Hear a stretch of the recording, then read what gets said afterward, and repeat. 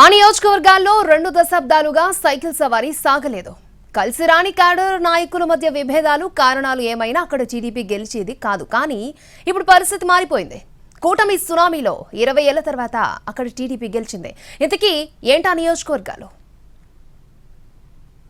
ఉమ్మడి గుంటూరు జిల్లాలోని మాచర్ల, నరసరావుపేట, మంగళగిరి, గుంటూరు తూర్పు, బాపట్ల ఈ 5 నియోజకవర్గాల్లో టీడీపీ గెలిచి 20 సంవత్సరాలు దాటిపోయింది. చివరిసారిగా 1999లో ఈ 5 నియోజకవర్గాల్లో టీడీపీ గెలిచింది. మళ్లీ ఇప్పుడు అక్కడ టీడీపీ జెండా ఎగురుతోంది. ఒక్కో నియోజకవర్గంలో 20,000 నుంచి 30,000 మెజార్టీతో విజయం సాధించింది. మాచర్ల నియోజకవర్గంలో గత 4 ఎన్నికల్లో టీడీపీ తన అభ్యర్థుల్ని మారుస్తూ వచ్చింది. దీంతో వచ్చిన ప్రతి ఒక్కరూ నిలదొక్కునేలోపే ఎన్నికలైపోయేవి. ఇలాంటి చోట 2022లో రాజకీయంగా బలమైన ఫ్యామిలీకి చెందిన జోలకంటి బ్రహ్మారెడ్డికి టీడీపీ ఇన్ఛార్జిగా అవకాశం ఇచ్చింది. అప్పటి నుంచి మాచర్లలో తనదైన శైలిలో బలపడిన జోలకంటి బ్రహ్మారెడ్డి తిరుగులేని విజయాన్ని నమోదు చేసుకున్నారు. పల్నాడు జిల్లా కేంద్రమైన నరసరావుపేటలో కూడా టీడీపీ జెండా రెపరెపలాడి 20 సంవత్సరాలు దాటిపోయింది. 2004, 2009, 2014, 2019 ఇలా 4 ఎన్నికల్లో ఘోర పరాజయం పాలైంది. ఇక్కడ బలమైన నాయకత్వం ఉన్న క్యాస్ట్ ఈక్వేషన్స్, ఇతర కారణాలతో టీడీపీ ఓడిపోతూ వస్తోంది. 2019లో చెదలవాడ అరవింద్ బాబు పోటీ చేసి ఓడిపోయారు. కానీ ఆ తర్వాత కూడా టీడీపీ అరవింద్ బాబుపైనే నమ్మకం ఉంచి నాయకత్వం అప్పగించింది. అప్పటి నుంచి ఎన్నికల వరకు పట్టు విడవకుండా నియోజకవర్గాన్ని తన అడ్డాగా మార్చుకున్నారు అరవింద్ బాబు.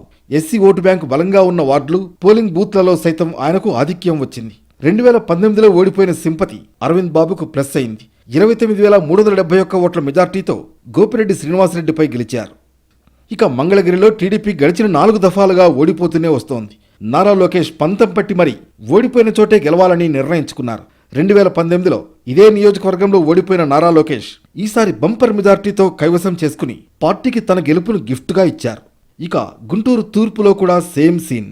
గుంటూరు తూర్పులో 1999 తర్వాత టీడీపీ గెలవలేదు.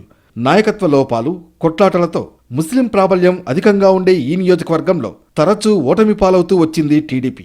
కానీ ఈసారి మాత్రం ఓ పక్క బీజేపీతో పొత్తు పెట్టుకున్నా సరే ముస్లిం సామాజిక వర్గం కూడా టీడీపీ కూటమికే పట్టం కట్టారు. ఇప్పుడు జిల్లా కేంద్రంగా ఉన్న బాపట్ల నియోజకవర్గం కూడా టీడీపీకి అందని ద్రాక్షగానే ఉండేది.